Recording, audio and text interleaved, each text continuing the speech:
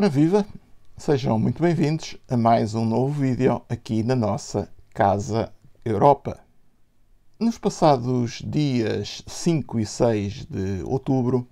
reuniu na Eslovénia mais uma cimeira, desta feita uma cimeira informal, do Conselho Europeu, o órgão de cúpula política da União Europeia, que reúne os chefes de Estado e de Governo dos 27 Estados-membros da organização.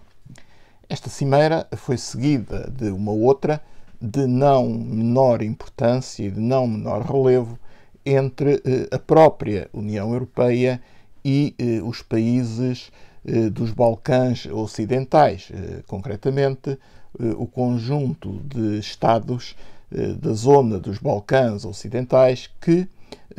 em devido tempo, já fizeram e já formularam o seu pedido de adesão à União Europeia. Ora bem, nos termos da carta convite que o Presidente do Conselho Europeu, o belga Sr. Charles Michel, dirigiu aos chefes de Estado e de Governo, convidando-os a participarem na cimeira informal, eram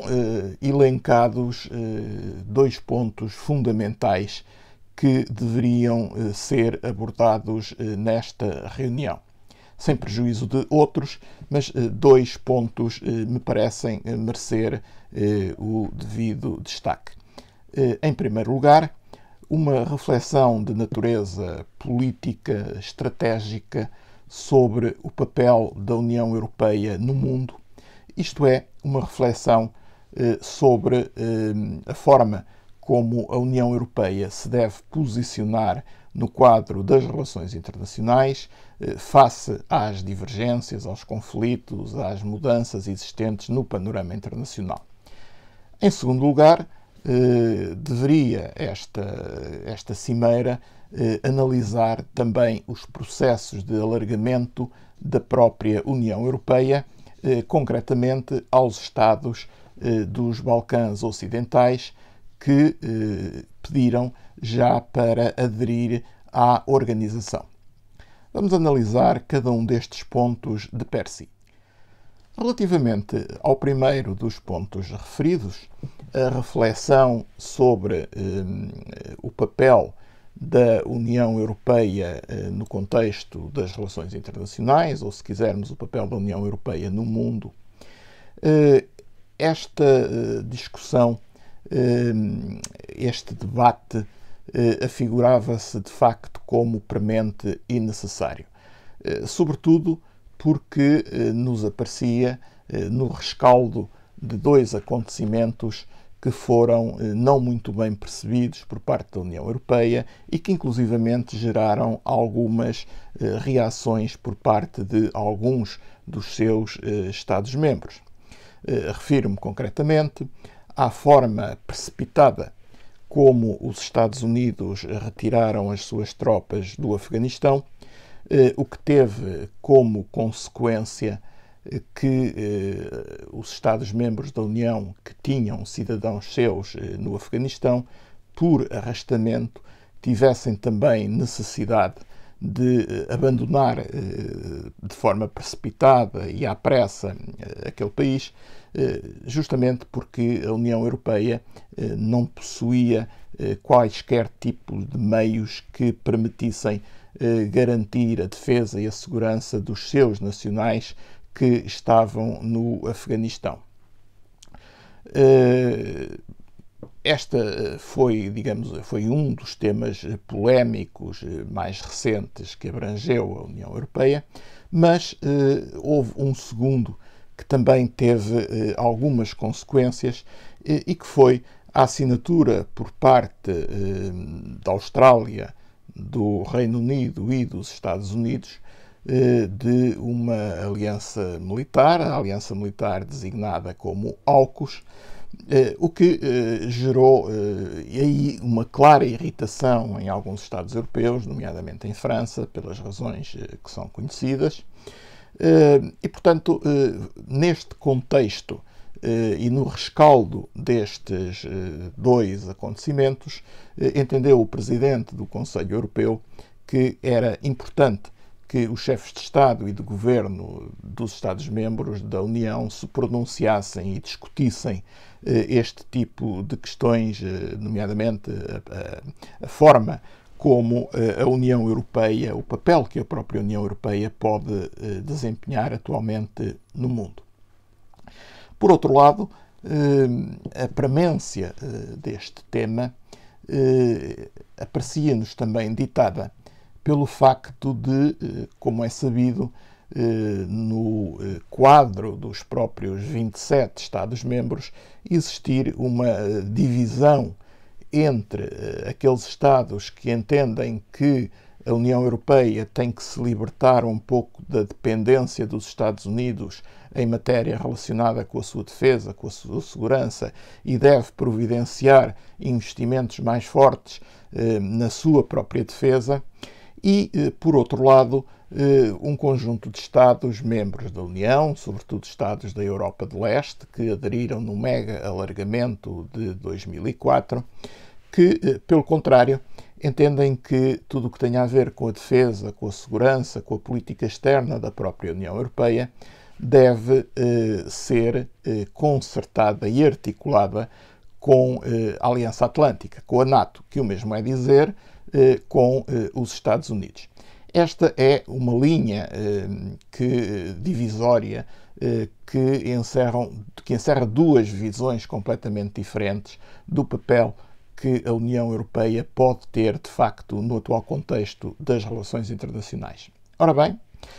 depois do debate travado, aquilo que é conhecido, que consta de documentos já tornados públicos e, inclusivamente, de conferências de imprensa dada pelos principais responsáveis pela União, nomeadamente o Presidente do Conselho Europeu e a própria Presidente da Comissão Europeia, o que de mais relevante resulta é que ter-se-á formado um consenso no sentido de que ambas as visões não são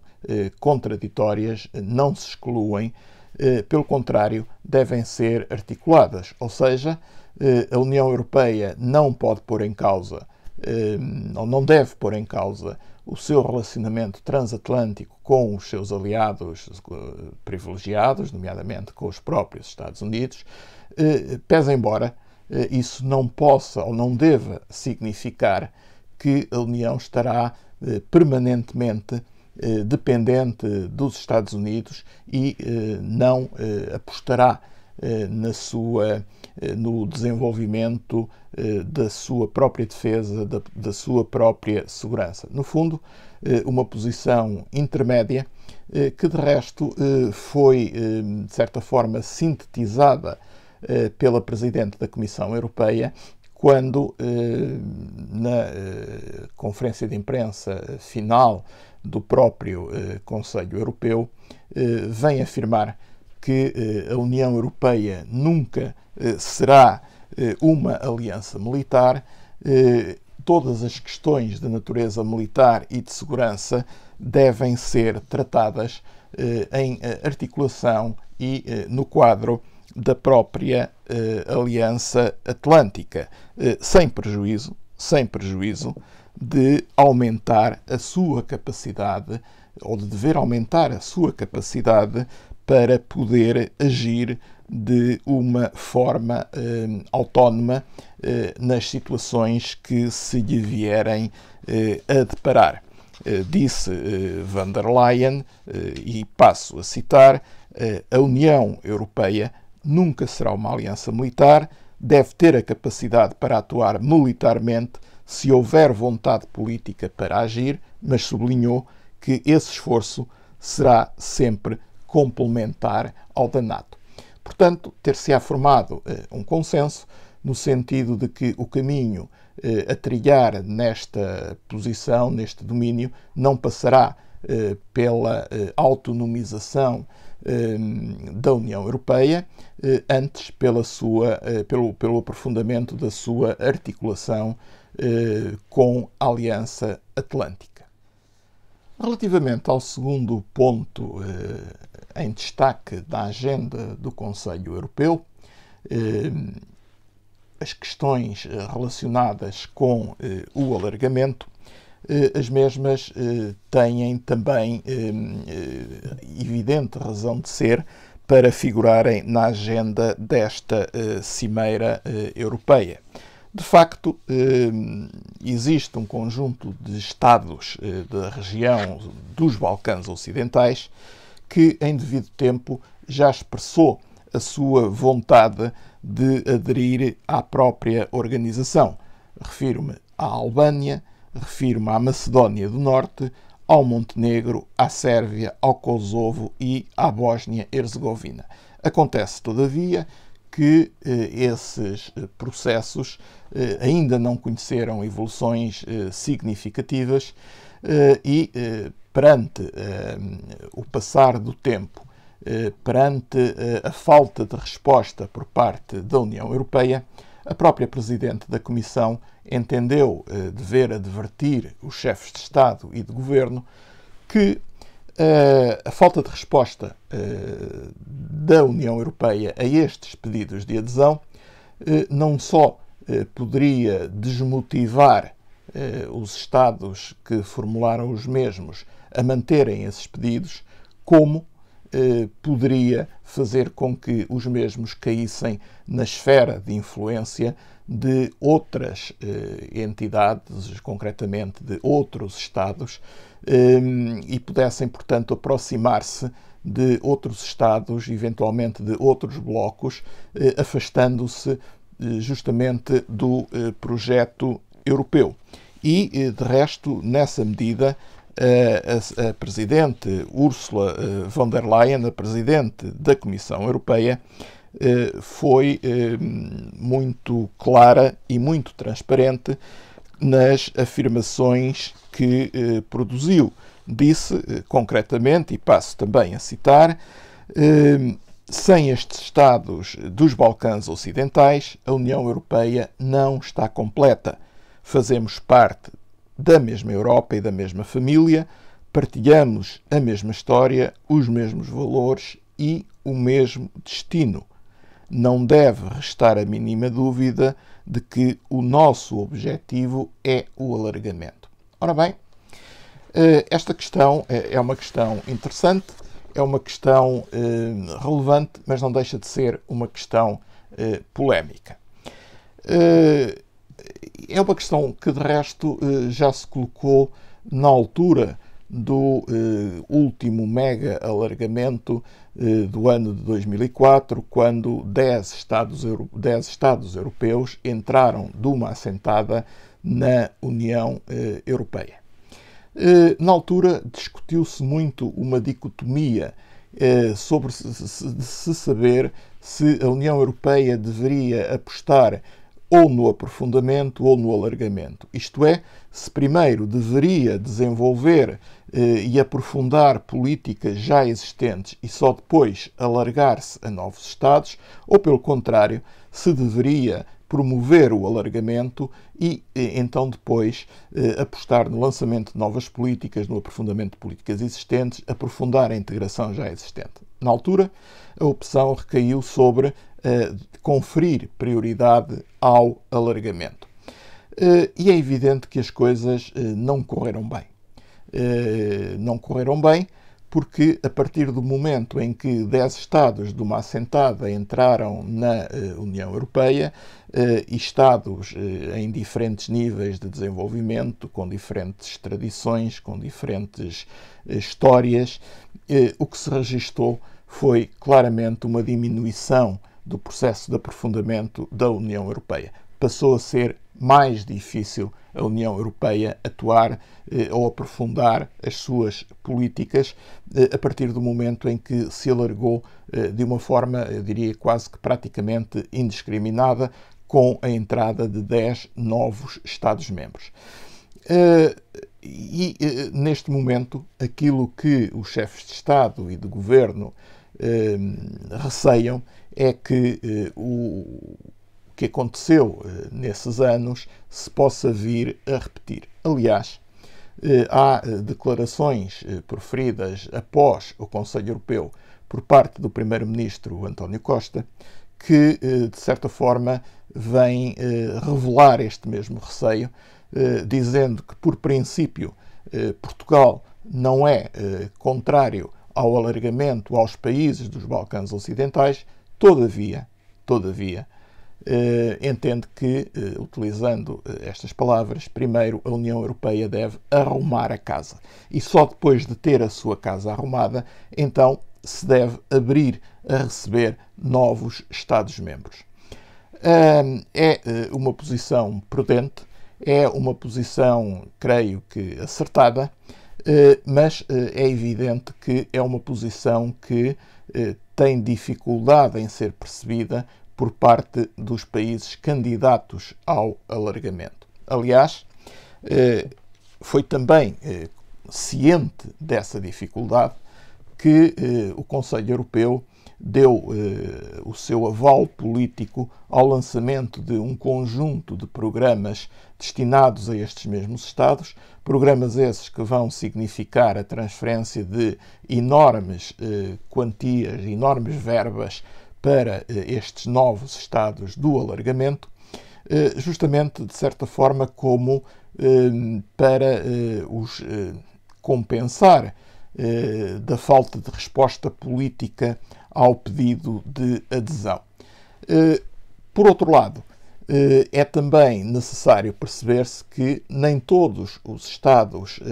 estes 6 Estados candidatos a aderirem à União Europeia, se encontram no mesmo estádio na sua negociação com a própria União. 2 deles, concretamente a Albânia e a Macedónia do Norte,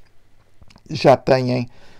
os seus principais dossiês negociais com a União praticamente, se não encerrados, em vias de poderem ser encerrados. Acontece é que existem problemas políticos que obstam a estas adesões. Por exemplo, no caso da Macedónia do Norte, a Bulgária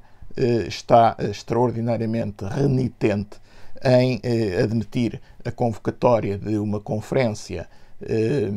intergovernamental visando o alargamento à Macedónia do Norte por problemas bilaterais existentes entre os 2 Estados. Portanto, esta questão do alargamento é uma questão que continua pendente, é uma questão que o Conselho Europeu não resolveu do ponto de vista político, limitou-se a,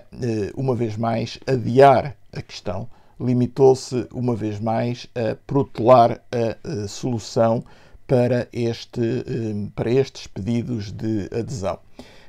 A União Europeia já tem, de resto, história neste tipo de práticas. Basta recordar, por exemplo, o caso da Turquia. A Turquia, que há muitos anos fez o seu pedido de adesão à União Europeia. A União Europeia sempre teve uma posição muito dividida relativamente à adesão da Turquia, e o certo é que, com tantos protelamentos e com tantos adiamentos, o que aconteceu foi que a Turquia foi-se desinteressando de aderir à própria União e, a determinada altura, não só se desinteressou de aderir à própria União, como, do ponto de vista político, caiu para a zona de influência de outras visões do mundo, de outras entidades, de outras organizações, e, portanto, hoje é claramente um Estado, se não adversário da União Europeia, um Estado que partilha cada vez menos valores, princípios com a própria União Europeia. Ora bem, no fundo, o que os chefes de Estado e de Governo também têm a percepção é que não se pode replicar o que aconteceu com a Turquia relativamente à questão dos Estados dos Balcãs Ocidentais. Mas, por outro lado, também não se pode replicar o que aconteceu com os Estados da Europa do Leste, que foram aceitos de uma forma quase que automática e de uma única vez, trazendo com isso bastantes problemas à própria União. Estas foram os dois grandes temas em debate nesta cimeira do Conselho Europeu. O Conselho voltará a reunir dentro de escassas semanas, sendo previsível que alguns destes temas voltem a estar em cima da mesa dos chefes de Estado e de Governo dos Estados-membros. Termino este vídeo, como habitualmente, com as 3 mensagens dirigidas a quem tem a paciência de nos ver. Em primeiro lugar, continuando a apelar a que interajam através da caixa de comentários existente aqui no YouTube, fazendo-nos chegar os vossos comentários, as vossas observações, as vossas críticas, as vossas sugestões sobre temas a abordar. Será uma forma de se garantir a interatividade destes programas. Em segundo lugar, se o conteúdo do vídeo vos agradou, a forma de expressar é clicando no like, também existente aqui no YouTube, o que permitirá que o vídeo seja mais divulgado e mais difundido. E, em terceiro lugar, se quiserem continuar a receber notificações sobre a publicação de novos vídeos, a forma mais simples é precisamente inscreverem-se no canal ou subscreverem o canal através do botãozinho que também aqui aparece na página do YouTube. Com isto deixo-vos com um abraço de amizade e até um próximo vídeo. A Europa ameaçada. Os principais desafios que a Europa terá de defrontar nos dias presentes e nos tempos mais próximos. Um livro de João Pedro Simões Dias. Já à venda em todo o país e em lisboninternationalpress.com.